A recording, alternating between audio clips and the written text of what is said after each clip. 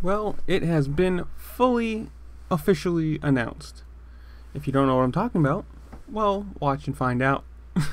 So, obviously, a couple weeks ago, months ago, whatever it was, there's a video I will leave linked in the top right corner, the card, that Vinales is out of his contract, or is going to be, the contract's going to be canceled, whatever you want to call it, with Yamaha for 2022. So that leaves Fabio Quartararo, and, well, Valentino Rossi's retiring. So, ta-da! Franco Morbidelli. Moving up from the satellite team, from the 2019 bike, all the way to the big boy. I don't know how you want to say it. The big boy bike. You know, the brand new spec, everything new, all the new parts, all the shiny bits, all the good stuff.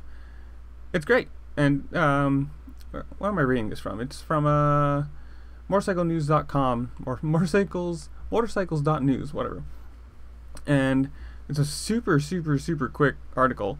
Like, I mean, it's 2 lines, but I'll link it in the description below.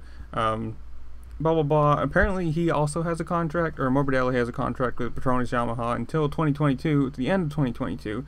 So that's going to have to be terminated so he can move to the, full factory team. But I'm assuming that's, obviously it's been announced, so that's not going to be a problem.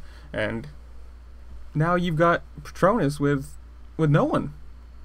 No one's on that team. There is, speculation that, or rumors, let's say this, quote unquote, rumors are currently talking about World Superbike riders Toprak Razgatliotli, Real Glue, I don't know how to say his last name, I'm sorry, I butchered that, or Garrett Gerloff.